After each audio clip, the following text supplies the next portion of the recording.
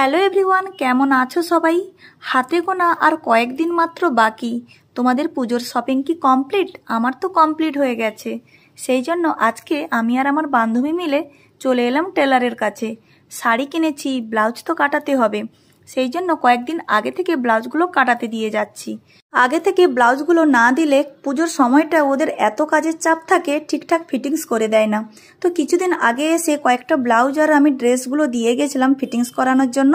তো সেইগুলো রেডি হয়ে গেছে, তার মধ্যে একটা ব্লাউজ তোমাদের একটু দেখিয়ে দিলাম। তো রেডি করা জিনিসগুলো নিয়ে এখন বাড়ি যাব। তো মেয়েকে পড়তে দিয়ে চলে এসেছিলাম এই কাজগুলো করব। তো তারপরে মেয়ের এখন ছুটি হয়ে গেছে, এখন মেয়েকে নিয়ে চলে এলাম একটু বাজারের ভেতরে। তো এখানে আমার কয়েকটা জিনিস একটু কেনাকাটি ছিল, তো এগুলো করে নিয়ে এখন উঠে পড়েছি টোটোয়। তো যাওয়ার সময় তোমাদের দেখিয়ে দিই, আজকে ছিল গণপতি বাপ্পার বিসর্জনের দিন। সবাই মিলে এখন লাইট মাইক নিয়ে বেরিয়ে পড়েছে ঠাকুর ভাসানে। তো চলো বন্ধুরা, ভিডিওটা এই পর্যন্ত।